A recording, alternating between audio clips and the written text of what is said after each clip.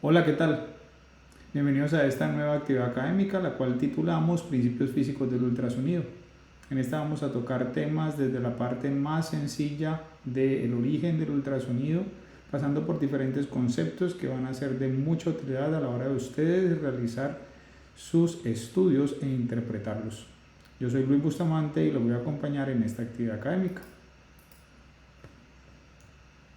Entonces, ¿cómo funciona y en qué consiste el sonido? Hagan de cuenta que estamos enfrente de una corneta, la cual va a emitir un sonido, que es esta línea roja que ustedes ven, y va a golpear o chocar contra un objeto. Este objeto está quieto en principio, o puede estar en movimiento, pero eso lo vamos a tocar más adelante. Entonces, una vez golpean estas ondas de sonido contra dicho objeto, este sonido se va a devolver y eso es lo que conocemos como eco. Si se llega a una fuente o a un sitio que recibe esa señal y la traduce o la procesa para generar información adicional o nueva, vamos a poder obtener la imagen ecográfica.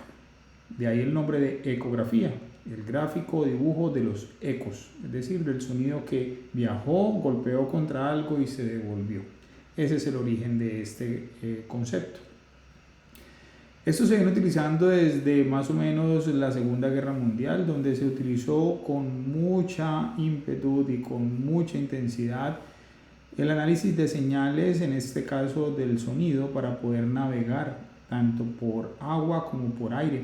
Y todo secundario a que se tenía una fuente dentro de la estructura que estaba navegando que emitía un sonido. Ese sonido golpeaba contra diferentes estructuras, se devolvían los ecos y estos ecos eran captados por un receptor de señal que los mostraba en lo que hoy conocemos como un radar.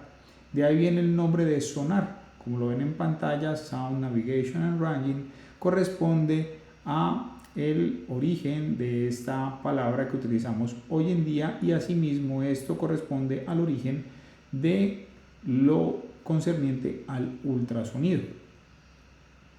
Ahora bien, ¿qué son las ondas de sonido? Son ondas de presión mecánica. Primer concepto importante, ondas de presión mecánica, que se dan de forma repetitiva y que propagan o se propagan de forma longitudinal en un medio determinado.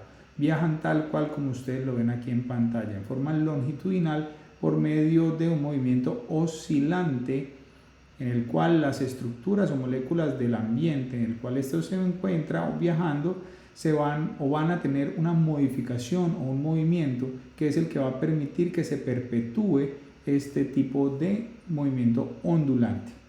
En el cuerpo humano el sonido puede viajar a una velocidad aproximada de 1540 metros por segundo. Sin embargo, la velocidad del sonido va a depender tanto de la densidad del tejido, en este caso el cuerpo humano del tejido, y la dureza del medio donde este sonido esté propagándose. Entonces hagamos el símil de un transductor o una sonda, así se le conoce a esta estructura que vemos en la parte inferior, a lo que pasa con las cuerdas de una guitarra. Cuando uno interpreta las cuerdas de una guitarra o las acciona o las toca o las mueve, este va a condicionar que las partículas del medio ambiente que hay alrededor de ella se muevan. Entonces, si yo la acciono, ella empieza a vibrar y eso significa que las moléculas del ambiente se comprimen, se descomprimen, se comprime, se descomprime y esto es lo que condiciona ese movimiento ondulante que ustedes ven en pantalla y que les he mostrado en las diapositivas anteriores. Por tanto, el sonido se propaga en un ambiente por medio del efecto mecánico de comprimir y descomprimir las moléculas que hay en este medio en el cual está viajando. Ahora bien, podemos identificar algunos conceptos o términos dentro de estas ondas mecánicas que acabamos de mencionar. Entonces tenemos que un movimiento de compresión y descompresión de las moléculas del medio ambiente corresponden a un ciclo. Un ciclo es comprimo, descomprimo y vuelvo a la condición de base. Eso es un ciclo. Ahora bien, la distancia que hay entre dos picos o crestas, como ven aquí su nombre, se llama longitud de onda. No es lo mismo el ciclo que la longitud de onda, son dos conceptos diferentes. Entonces la longitud de onda es la distancia que hay entre pico y pico o entre son áreas de máxima compresión y la siguiente máxima compresión. Es una longitud, es una distancia que hay entre estas dos. La amplitud como tal es el grado máximo de desplazamiento, en este caso de compresión, de las moléculas del ambiente donde el sonido está viajando. Entonces, si una molécula se desplaza más, pues tiene mayor amplitud. Si se desplaza menos, pues tendrá menor amplitud como tal. Ahora, de forma estandarizada, hablamos de la frecuencia del sonido en un periodo de 1 segundo. ¿Cuántos ciclos se dan en ese periodo? En este caso vemos que si esto es 1 segundo, vemos un ciclo, 2 ciclos, 3 ciclos. Por tanto, este sonido que están viendo en pantalla sería de 3 Hz. Ya vamos a hablar un poco más de los hercios per se. Entonces vean este concepto siguiente, subsecuente o derivado de lo que ahora hemos hablado.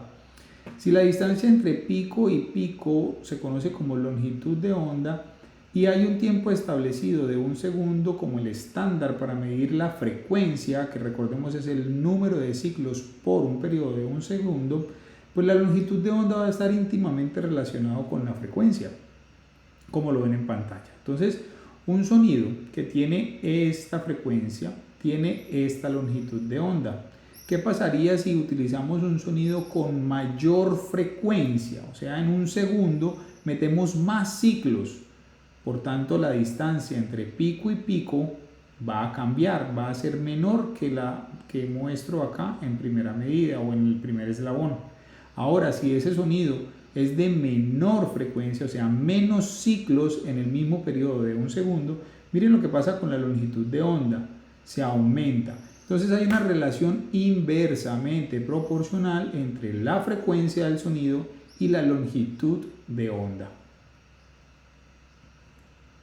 Heinrich Rudolf Hertz fue quien describió o caracterizó este tipo de fenómenos físicos y gracias a él es que se le da la designación del concepto o término de Hertz a la frecuencia del sonido. Entonces, un sonido de 1 hercio o 1 hertz corresponde a un sonido que solo tiene un ciclo en 1 segundo.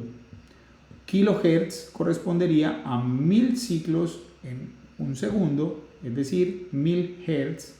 El megahertz correspondería a 1.000.000 de hertz y el gigahertz correspondería a 1000 millones de hertz. Entonces ya pueden ustedes ir deduciendo cómo será la longitud de onda de un sonido que va a 1 kilohertz versus el sonido que va a 1 megahertz.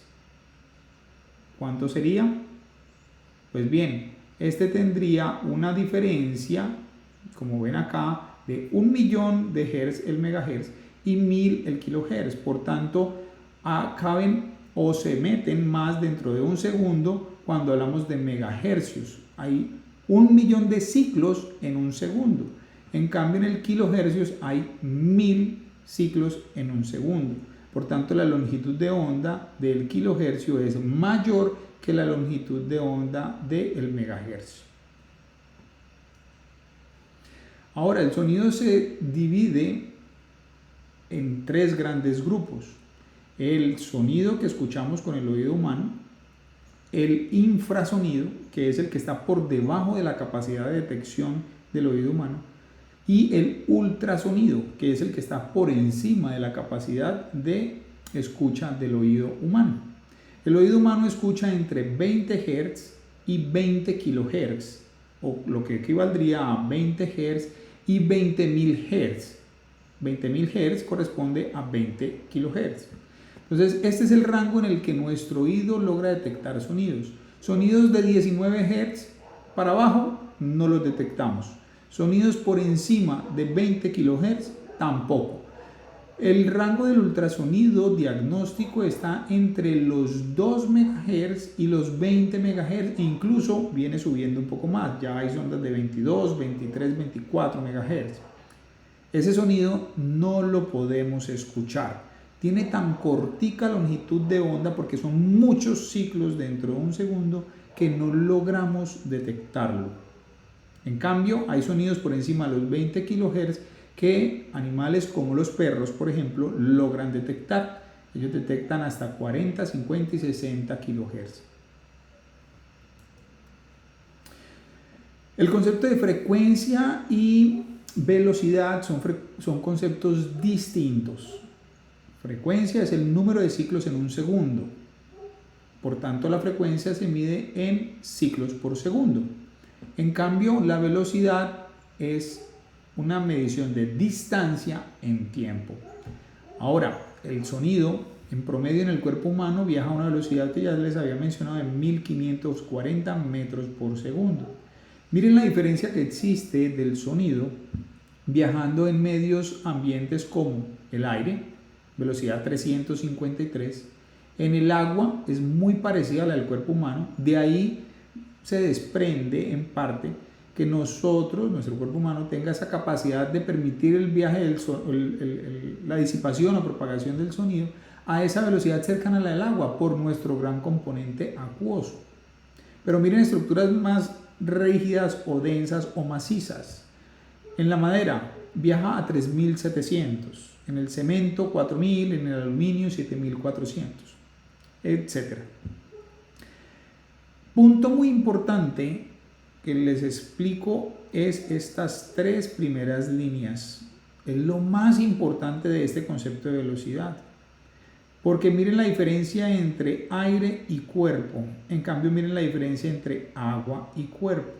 Si usted quiere pasar un sonido de un ambiente a otro, es decir, de un transductor al cuerpo, y le interpone aire entre estas dos estructuras, este gap o esta diferencia o esta brecha es tan grande que no permite que el sonido viaje. Se pierde, se me disipa. En cambio, si en la sonda de ultrasonido, que es un ambiente, me manda el sonido al cuerpo humano y en el medio le pongo agua o alguna estructura acuosa o gelatinosa, va a pasar muy fácil porque el delta o la diferencia es mínima, es despreciable, casi que tiene la misma velocidad de propagación del sonido. Conclusión: por este motivo es que debemos colocar abundante y apropiada cantidad de gel de ultrasonido o de agua entre el transductor y mi paciente. En cambio, si hay aire, no van a haber nada. Y eso aplica también para cuando hay enfisema subcutáneo. Usted quizá tiene un paciente con enfisema subcutáneo y quiere hacer una ecografía de abdomen. Tienes el transductor, sí, usted pone el transductor sobre la piel, pero debajo de este hay aire.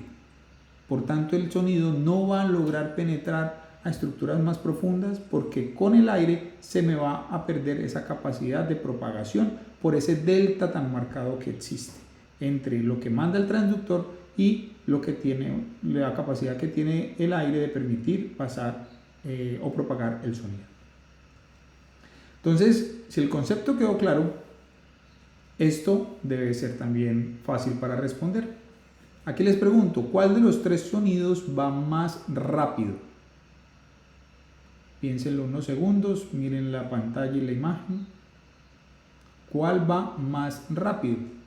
Entonces, cuando hablamos de rapidez, hablamos de velocidad. Aquí no estamos hablando de frecuencia. De hecho, tenemos tres sonidos con tres frecuencias distintas. Uno, 3 Hz, es decir, 3 ciclos en un segundo. Miren el periodo o el tiempo de un segundo está acá. 6 segundos serían 6 ciclos en un segundo. Y 10 Hz serían 10 ciclos en un segundo. Miren la longitud de onda de este sonido que está en la parte inferior. Es muy cortica. Esta es un poco más amplia y el primer sonido, definitivamente la longitud de onda es mucho mayor. Pero resulta que si ustedes siguen los tres sonidos al tiempo, miren acá, sincronicen su visualización a la pantalla, los tres sonidos van a la misma velocidad. Los tres llegan acá al final en el mismo momento. Miren nuevamente la pantalla.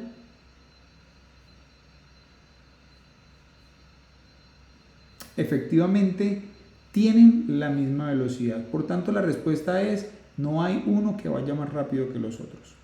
Pero sí hay uno que tiene más frecuencia de sonido que los otros. Este sería un sonido de alta frecuencia y los otros probablemente de menor o baja frecuencia. Ahora, ¿cómo se genera el ultrasonido? Entonces esto viene gracias a una característica que tienen algunos materiales en la naturaleza, que corresponde a el efecto piezoeléctrico. Y el efecto piezoeléctrico es, miren acá la pantalla, el dibujo y lo que está pasando acá con esta onda, y es que a medida que yo le aplico una fuerza o carga externa a esta estructura, a estos materiales como el cuarzo, él se deforma, pero deformarse implica que las estructuras o moléculas del ambiente que hay se van a mover. Como yo le reduje el tamaño, entonces las moléculas del ambiente ocupan ese espacio que quedó como sobrante porque se redujo el tamaño de la estructura piezoeléctrica, pero la característica más interesante de este mecanismo, del mecanismo piezoeléctrico, es que la estructura vuelve a su posición normal o de base. Por tanto, cuando yo la deformo, las moléculas se mueven, pero este intenta otra vez volver a su condición de base, nuevamente las estructuras o moléculas del ambiente se mueven, y es así como se genera el movimiento ondulante o el efecto de presión o el efecto mecánico con el cual el sonido se propaga. Entonces imaginen uno haciendo un transductor o una sonda de ultrasonido, llenándolo en la punta de puros materiales piezoeléctricos, y yo lo deformo a punta de estímulos eléctricos. Entonces, si yo quiero hacer un sonido de 20 kHz, entonces tengo que ponerle, ojo, 20 kHz, es decir, 20.000 Hz, por tanto son 20.000 ciclos en un segundo. Pues un estímulo eléctrico lo suficientemente rápido como 20.000 estímulos en un segundo para que esta estructura pueda condicionar o generar ese efecto mecánico que acabo de explicar. Entonces está la estructura o la molécula la estructura en condición basal, le damos un estímulo eléctrico, este se deforma, al deformarse genera un movimiento de las moléculas que hay alrededor, se condiciona la presencia de esta onda, pero él trata de volver a su condición de base, y ahí es donde se descomprime, y al descomprimirse o al reducirse de su tamaño, las moléculas del ambiente vuelven y se mueven en el sentido contrario, y por ese motivo se termina de completar el ciclo. Por eso un ciclo se le denomina a una distensión y reposicionamiento de la estructura que condicionó la presencia o el movimiento de las moléculas y por tanto de la onda de sonido. Esto es lo más importante, o una de las cosas más importantes de la sonda de ultrasonido. Eso es lo que tenemos que cuidar. Por eso los golpes, el traumatismo, dejarlo caer o hacer que se levanten las capas que tienen de protección hacia la huella del transductor genera el potencial daño de estos mecanismos o de este material que tiene el mecanismo piezoeléctrico. Propiedades del ultrasonido. Entonces hay unas características del sonido que son bien interesantes y que hay que tenerlas presentes a la hora de hacer el estudio. Por ejemplo, el sonido se propaga de forma lineal, y ahora lo mencioné. Entonces, si yo tengo una sonda que está, bueno, expliquemos primero esta, que está de disposición lineal, pues el sonido va a viajar en esa misma disposición. Pero si yo lo pongo en forma de abanico, él me va a generar una imagen o va a recibir unos ecos porque viajaron de forma en abanico, y asimismo se va a conformar la imagen. La impedancia acústica es la resistencia o la dificultad que tiene el sonido para viajar en uno u otro ambiente. Si comparamos la capacidad que tiene o le permite el tejido blando, este es el tejido blando que vemos acá en pantalla, para pasar el sonido comparado con la capacidad que le permite el hueso para que viaje el sonido, es muy diferente. El hueso no deja que el sonido viaje apropiadamente, es extremadamente rígido, y es tan rígido que no deja que el sonido se propague. Se absorbe completamente ese sonido en el hueso. Por ese motivo se genera un mecanismo o un fenómeno que le vamos a llamar sombra acústica cuando estamos insonando por encima de las estructuras óseas. Hay otro mecanismo que es la reflexión, o otro fenómeno o principio físico, y es que el sonido se refleja en el mismo ángulo, a menos que haya refracción. Ojo, son dos palabras, reflexión y refracción. Entonces el sonido se refleja en el mismo sentido o dirección en el cual este fue enviado inicialmente, como lo ven acá en pantalla. Sin embargo, cuando pasa a otro ambiente, va por ejemplo de el gel y pasa al cuerpo humano, y en el cuerpo humano hay una velocidad que permite el paso del sonido diferente, o tiene una densidad distinta o una rigidez distinta a ese tejido, el sonido se puede refractar. Usualmente lo que sucede es que se cambia de angulación o dirección ese sonido que uno inicialmente envía de forma lineal. Y el scattering o dispersión es que en estructuras de tamaños o formas irregulares el sonido golpea o incide este que tiene forma irregular y lo refleja en ángulos diferentes al que se explicó en la reflexión, que es perfectamente al mismo nivel o ángulo, pero aquí por ser una estructura irregular lo disipa a otras direcciones. Y el principio terapéutico del ultrasonido, ultrasonido terapéutico, es este mecanismo de la absorción, donde el sonido se manda al tejido. Eso es en una energía mecánica, ya lo vimos, se transforma en calor en el tejido. Entonces el concepto terapéutico del ultrasonido terapéutico, valga la redundancia, es aumentar el calor en el tejido donde yo estoy enviando el ultrasonido. El sonido, como es una onda mecánica, él se va agotando en el tiempo. Entonces, si yo envío por medio de un transductor sonido y él golpea inicialmente contra esta estructura y se devuelve todo, como es algo superficial, va a llegar con muy buena energía ese eco.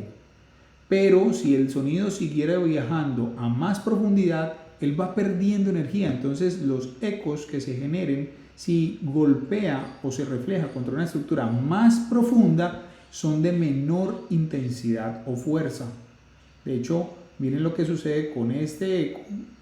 Se va disminuyendo a medida que profundiza el sonido y encuentra una estructura que condiciona ecos.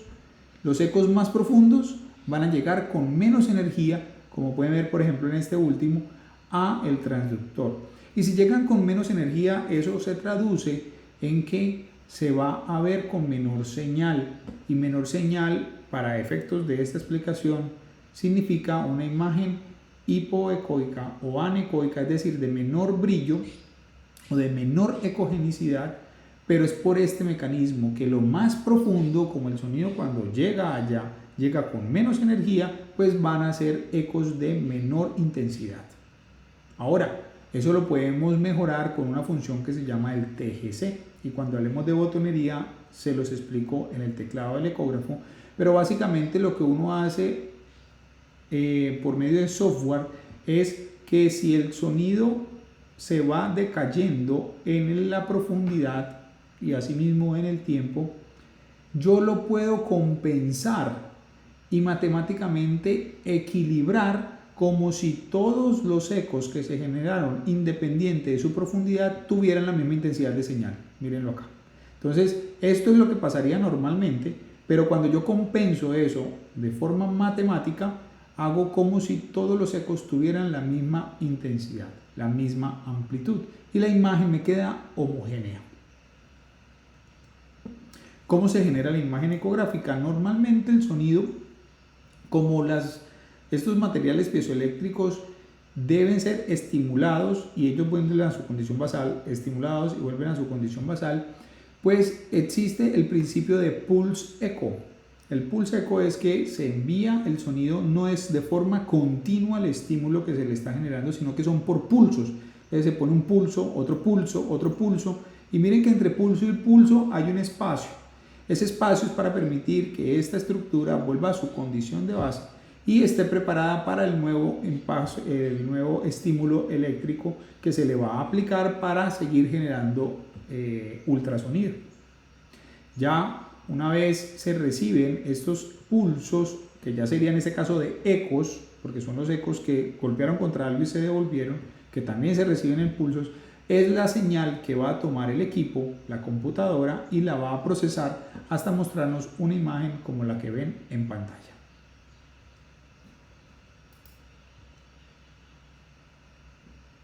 Resolución de la imagen. La resolución de la imagen está íntimamente ligada a la frecuencia del sonido. La velocidad ya dijimos que era la misma o muy similar en todo el cuerpo humano. Entonces va a depender mucho de la frecuencia del sonido. Y la frecuencia del sonido ya vimos que impacta de forma inversa con la longitud de onda. Entonces cuando estamos hablando de ultrasonidos de alta frecuencia, es decir, de baja longitud de onda, es decir, muy estrecha la longitud de onda, están muy pegaditas las crestas, los picos o los ciclos del sonido, van a dar mejor resolución porque no se les escapa nada de espacio entre ciclo y ciclo de las estructuras que está uno insonando. Sin embargo, cuando la longitud de onda se amplía, es decir, separo los ciclos mucho, la longitud de onda se va aumentando, es decir, la frecuencia del sonido va bajando. Como ya aumenta el espacio entre cresta y cresta, una estructura que se encuentre entre cresta y cresta no va a ser detectada. Por tanto, se va a perder parte de la resolución. Por supuesto que estamos hablando de estructuras de muy pequeño tamaño. ¿Sí? Recuerden, en un segundo meter 1000 millones de hertz, o sea, 1000 millones de hertz, es decir, 1 megahertz, implica que son distancias extremadamente pequeñas. Sin embargo, ello impacta de forma positiva o negativa a la hora de hablar de la resolución de la imagen. Entonces miren esta gráfica. Si aquí tenemos la frecuencia y acá tenemos la resolución, veamos cómo a mayor frecuencia, mejor resolución. Porque rastreamos absolutamente todo, porque la longitud de onda es muy estrecha, porque la frecuencia es muy alta. Y lo contrario, a menor frecuencia, menor resolución de la imagen. Sin embargo, hay que tener presente que como esta es energía mecánica, y ya expliqué que ella se va agotando a medida que va viajando, si ella tiene alta frecuencia, es decir, muchos ciclos en un segundo, pues este sonido no va a viajar tan profundo, porque cada ciclo, hagamos el símil siguiente, en cada ciclo se pierde energía. Entonces, si usted aumenta el número de ciclos por segundo, es decir, aumenta la frecuencia, el sonido no va a viajar tan profundo. ¿De acuerdo? Entonces, eso es la penetración. Por tanto, a mayor frecuencia, mayores ciclos por segundo, longitudes de onda más chiquitos, menor penetración en el tejido. Entonces, con sonidos de alta frecuencia no puedo penetrar muy profundo. En cambio, lo contrario sí es cierto. En sonidos de menor frecuencia, la longitud de onda se amplía, ¿cierto? Hay menos ciclos en un segundo, gasto menos energía en cada ciclo y puedo viajar más profundo. Entonces hay una relación inversa entre la frecuencia y la penetración, pero directa entre la frecuencia y la resolución. Entonces tenemos transductores que tienen frecuencias de 2 a 5 MHz comparado con otros de 7 a 10, 13, 15, 16, 20, 22 MHz, que estos últimos, es decir, los de alta frecuencia, bajan o se propaga el sonido hasta profundidades bajas, pero con una muy buena resolución. En cambio, los otros tipos de sonidos tienen menor frecuencia, menores ciclos por segundo, mayor longitud de onda, penetran mucho más, pero la resolución comparada con este otro es menor. La resolución también tiene que ver con la capacidad de discriminar puntos que estén dispuestos de forma axial o dispuestos de forma lateral. Entonces, cuando yo utilizo un ultrasonido con una frecuencia alta, va a ser más fácil documentar que eso se trata de dos estructuras y no de una sola. Lo mismo va a pasar con estas otras estructuras dispuestas de forma horizontal.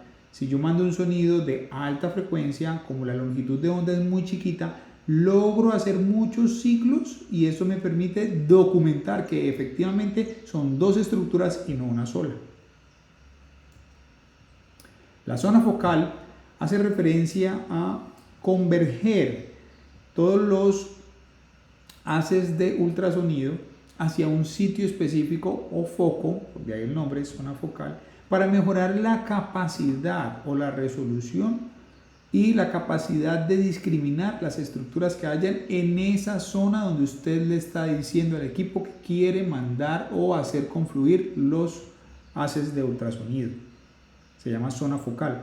Ese le podemos mover nosotros en la mayoría de equipos. Hay equipos que no, y cuando no lo traen es la mejor confluencia de todo el sonido está en el centro de la pantalla. Aquí en otros equipos los podemos modificar, podemos subirlo, podemos bajarlo, podemos poner varias zonas focales, que es el paso siguiente. Entonces yo mecánicamente y matemáticamente hago múltiples zonas focales, pero el problema de múltiples zonas focales, como eso es hacer, como jugar con el sonido a que se mueva a condiciones específicas o distancias específicas y zonas específicas, eso condiciona que haya un mayor procesamiento de la imagen. Verbigracia, se vuelve lenta la imagen. Muy bien. Otro concepto es la resolución temporal, la resolución de la imagen. Esta hace referencia a la frecuencia de la adquisición de las imágenes. Eso se expresa en cuadros por segundo. Así como el sonido se expresa en ciclos por segundo, eso se expresa en cuadros por segundo. Y los cuadros por segundo entonces terminan siendo muy importante porque es como las películas antiguas, que es una secuencia de fotos que uno las pone a rodar juntas y le dan una película. Entre más fotos tenga usted, mejor calidad video va a tener usted de la imagen o de la película. Entre menos fotos tenga usted, menor velocidad o menor calidad de video va a tener usted. El punto de corte para una mejor y menor calidad de video va a estar dado por 15 fotos por segundo. Entonces, más de 15 fotos por segundo, miren esta imagen. De hecho, es el mismo paciente a la misma hora, pero con frame rate o frecuencia de cuadros por segundo distinta. Miren ahora esta con menos de 15 fotos por segundo. Se ve mucho más lenta, como pegada, ¿sí? Mucho más lenta. En cambio, miren este con más de 15, calidad video mucho mejor. ¿De acuerdo? Entonces, y esa característica uno las puede ir modificando en algunos equipos o terminan siendo el resultante de unos ajustes que aprenderemos a hacer en la clase de botonología. Tipos de ecogenicidad. Entonces, en ecografía hablamos en los conceptos de ecogenicidad. Entonces, algo es hiperecoico o anecoico o isoecoico o hipoecoico. Y eso está en relación a cómo parada a la ecogenicidad de la estructura adyacente donde se encuentre la estructura de interés. Entonces, si esto es una imagen, digamos una lesión nodular que se encuentra en un tejido, quiero caracterizar esta estructura, entonces comparo su ecogenicidad con la del medio en el que éste se encuentra. Entonces este sería hiper, hacia lo blanco es hiper, hacia lo negro es hipo o anecoico. Entonces hiperecoico, y el contrario es que no es ecogénico, y cuando no es ecogénico, o sea, no genera ecos, se ve negro. Entonces este sería anecoico, sin ecoico de ecogenicidad o de ecos. Pero podemos tener intermedios. Isoecoico, acá usted no la discrimina ni siquiera dónde está o que si está o no está, porque tiene la misma ecogenicidad que el parénquima donde está la estructura. E hipoecoico es que genera leves ecos, no tanto como el del hiper, pero tampoco nada como el del anecoico. Entonces, hablamos en términos de ecogenicidad. Es usual que uno confunda los conceptos, por ejemplo, de rayos X, de tomografía, de resonancia y de ecografía. Entonces decimos, esto es hiperdenso. No, esto no, aquí no me está hablando de la densidad, aquí me está hablando de la ecogenicidad. Que es que esto es hipodenso. No, no es hipodenso, estoy hablando de la ecogenicidad. ¿Qué es hiperintenso? No, eso es en resonancia. La intensidad de señal es lo que se ve en resonancia. Aquí no vemos intensidades de señal, aquí vemos ecogenicidad. Entonces, si bien al principio se pueden confundir, vamos a irlo teniendo presente cada vez más para corregir este tipo de terminología. Entonces, una estructura isoecoica, el punto referente en la ecografía es el parénquima hepático o el parénquima esplénico, pero si comparamos, por ejemplo, estas imágenes que se ven acá blancas o hiperecoicas, ¿sí?, que generan una sombra acústica, como hay sombra de sonido, pues la sombra del sonido se ve negra. Entonces esto corresponde a cálculos que ya están calcificados en una vesícula biliar. Miren que la bilis se ve negra, la bilis no genera ecogenicidad, entonces se ve negra. Miren la vejiga se ve negra, llena de líquido, de orina, no genera ecogenicidad, entonces se ve anecoica. Pero miren el diafragma se ve muy blanco comparado con el hígado, el diafragma es hiperecoico. Muy bien.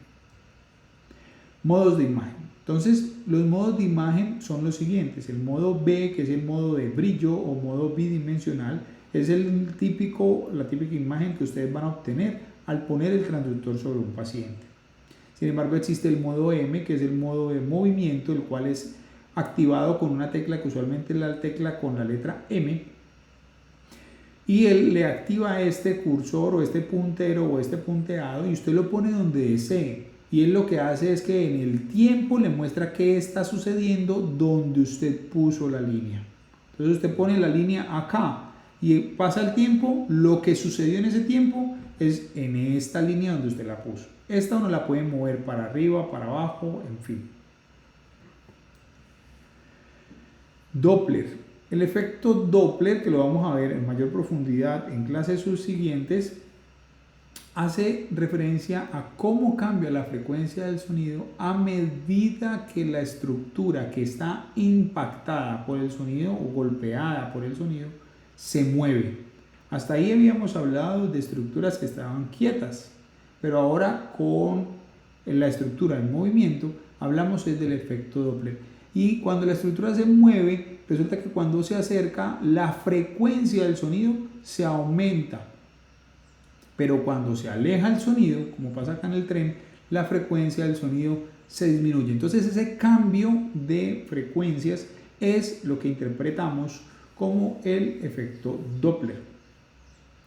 Si ese delta es positivo, dice que el sonido o la estructura, que está siendo impactada por el sonido que manda el transductor se está acercando al transductor, es decir, hay un efecto o un shift positivo, porque le manda un sonido a X frecuencia, golpea con el sonido, pero como se está acercando, le acelera más, le aumenta esa frecuencia, y ese aumento en la frecuencia se ve como un efecto positivo y se va a ver como color rojo por convención. Pero si el sonido, la estructura es golpeada por el sonido y la estructura se está moviendo, alejándose de la fuente, se va a ver color azul y el shift fue negativo o el cambio de frecuencia fue negativo, porque le mandamos el sonido a una frecuencia, pero por el hecho de estarse alejando, lo que golpea la estructura y se devuelve es de menor frecuencia. Y al ser de menor frecuencia, la máquina lo interpreta como que se aleja y le pone por convención color azul. Entonces, si está azul o está rojo, no corresponde, ojo, no corresponde a si es una vena o una arteria. Nada que ver. Es si se acerca o se aleja el sonido. Esto es muy importante teniéndolo en cuenta en relación al ángulo en el cual el sonido impacta la estructura que se está moviendo. Lo vamos a hablar un poco mejor en la clase de Doppler. Sin embargo, aquí el concepto que quiero con el que se queden es que el sonido con frecuencias cercanas al 0 grados de angulación, es decir, si este es un glóbulo rojo que se está moviendo y yo pongo el transductor acá y de frente, que le pegue de frente, o sea, a 0 grados sonido, ese va a ser el mejor momento para poder identificar el cambio o delta de la frecuencia del sonido. Por tanto, el mejor punto para el efecto Doppler. Entre más angulación haya, menos capacidad va a haber, de hecho esta es la fórmula para que la exploren, para poder detectar si una estructura se acerca o se aleja. Y ya lo vamos a ver. Yo pongo acá un transductor sobre un vaso sanguíneo. ¿Este glóbulo rojo se está acercando o se está alejando? Pues aquí en principio se acercaría y acá se alejaría, pero ¿hacia dónde va el sonido? Miren que el sonido viene para acá. Por tanto, en ningún momento está golpeando realmente la estructura para decir si se acerca o se aleja. Por tanto, aquí no me daría efecto Doppler. Estar a 90 grados de la estructura de interés me anula esta fórmula que es el efecto Doppler y me daría 0. Por tanto, no habría efecto Doppler. Para yo poder saber si esto se acerca o se aleja, entonces angulo el transductor, lo pongo a esta angulación y ahí sí, el sonido lo va a golpear en X o Y ángulo y yo voy a poder detectar si se acerca o se aleja. Muy bien. Entonces, tenemos Doppler de diferentes tipos. Tenemos el Doppler color, por ejemplo, que es este, que es un recuadro o un campo de visión puesto en este caso sobre una válvula mitral y veo flujos amarillos, azules y rojos, que los vamos a interpretar mucho mejor en la clase de Doppler.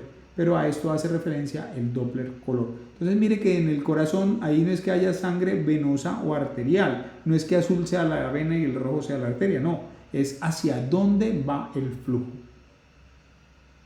Podemos hacer el Doppler espectral con un Doppler pulsado, también con un continuo, pero ya vamos a ver la diferencia, en el cual yo puedo graficar, en vez de decir si es rojo se acerca o azul se aleja, aquí yo puedo decir, vea, es un flujo positivo o negativo comparado con la línea de base, es decir, si acerca sería positivo o sea el equivalente al color rojo, o si es negativo se aleja, está por debajo de la línea de base y se vería de color azul. Entonces, ¿qué me permite este trazo espectral? Poder hacer mediciones, ¿de qué? De velocidades, de angulaciones, de distancias, de tiempos recorridos, etc. Me permite hacer otro tipo de mediciones. Y el continuo corresponde a un Doppler que tiene una capacidad de mandar de forma continua sonido. Un material piezoeléctrico manda señal continuamente y otro recibe continuamente señal. Eso me da una característica de poder detectar flujos de muy alta velocidad, diferente a lo que sucede con el Doppler pulsado, donde el Doppler pulsado yo mando un gran pulso de sonido, espero y mando el siguiente, espero y mando el siguiente. En ese espacio entre pulso y pulso yo escucho, es decir, identifico los ecos y esa es la información que yo voy a graficar. Ahora, ¿qué me permite eso? Detectar velocidades de menor velocidad, me permite detectar profundidades, porque entonces si yo mando un sonido a X frecuencia o velocidad y él me llega en X tiempo, hago el cálculo o la máquina hace el cálculo y me dice, vea, ese sonido va a estar a tal profundidad. Pero aquí funciona al contrario, yo mando el sonido a un sitio específico. Lo vamos a ver un poco mejor en detalle en la clase de Doppler. No se confundan con el concepto de duplex o triplex o Doppler, son cosas distintas. El plex me habla es de la conjunción de estudios. Entonces un duplex son dos modos de estudio de ecografía. Entonces, por ejemplo, acá tenemos el modo M, que es este de base, y un Doppler pulsado con su Doppler espectral sería el otro modo ecográfico. Por tanto hay dos, por tanto es un duplex. Pero si yo le pongo un modo adicional, como por ejemplo el Doppler color, sobre un modo B o modo bidimensional, y le pongo un Doppler pulsado, ya hay tres modos de imagen. Por tanto, correspondería a un triplex. Miren que nada que ver con Doppler. Es frecuente esta confusión, pero son conceptos distintos. Y por último, hablemos de los artificios. Un artificio es cualquier imagen que no representa de forma correcta una estructura anatómica. Usualmente se dan o por errores del operador o por uso inapropiado o mal funcionamiento del equipo o simplemente por leyes de la física. Hay muchos, sin embargo, para efectos prácticos, los importantes que vamos a tener en cuenta son estos.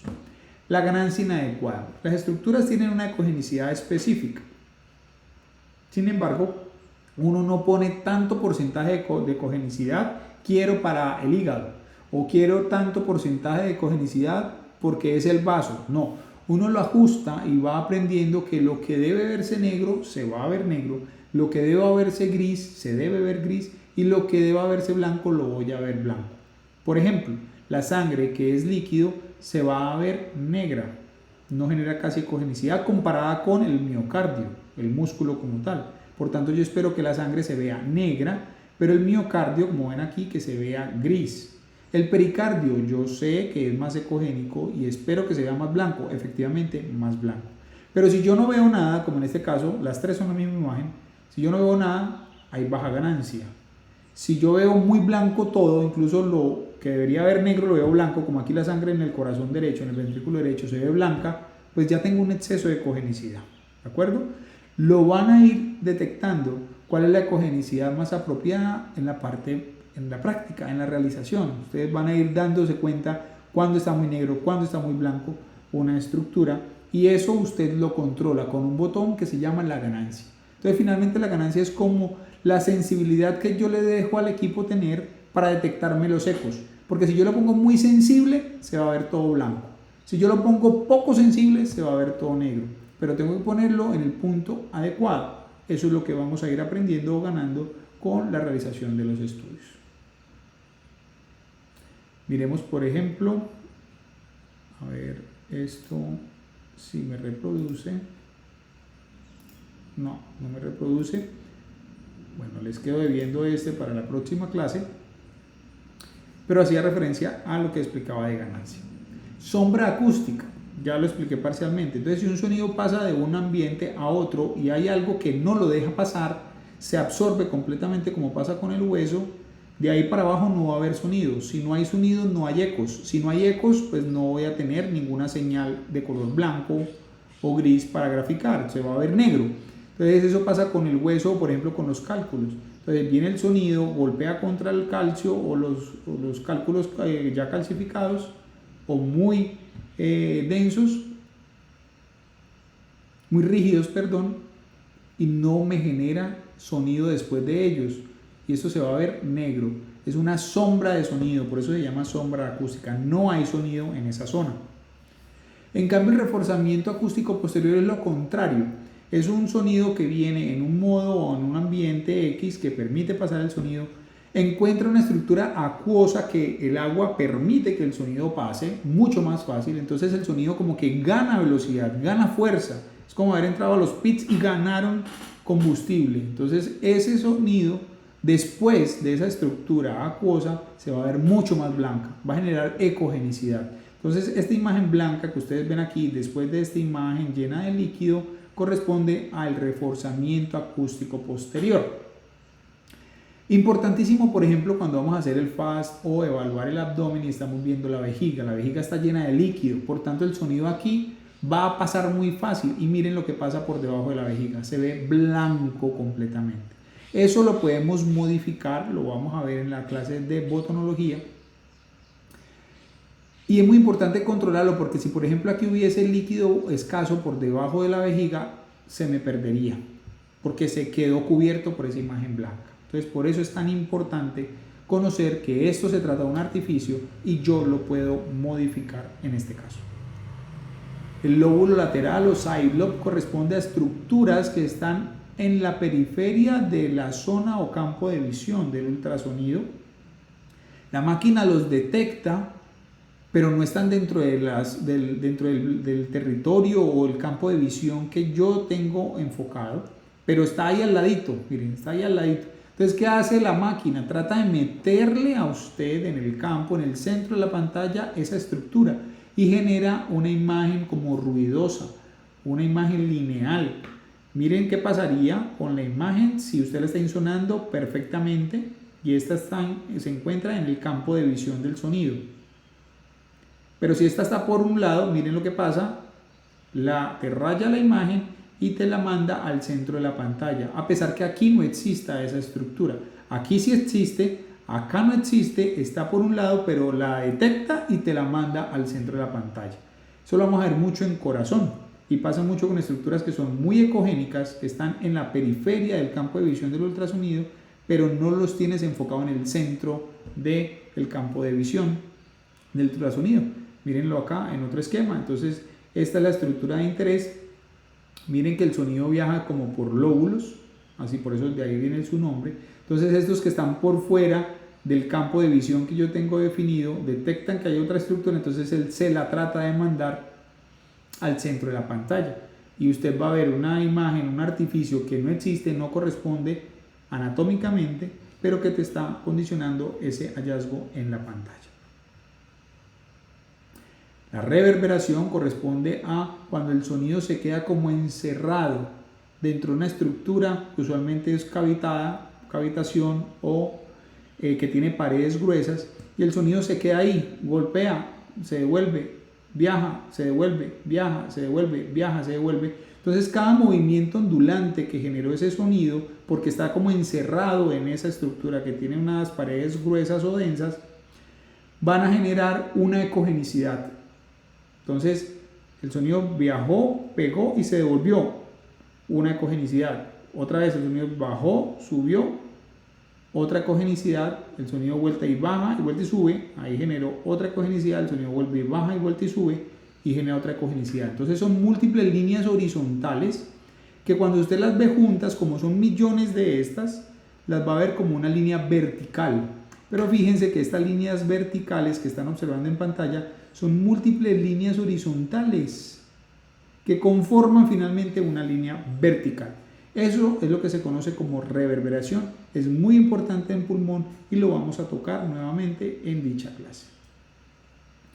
Y la imagen en espejo, para finalizar, que corresponde a un sonido que cuando va viajando en un ambiente que permite el paso del sonido de forma perfecta, pero se choca o golpea con una estructura extremadamente ecogénica, la imagen no va a seguir viajando adecuadamente ese sonido, sino que todo ese reflejo de esa imagen que se generó porque esa estructura devolvió todo el sonido de forma, digámoslo así, masiva, va a duplicarle la imagen después de esa estructura que fue muy ecogénica.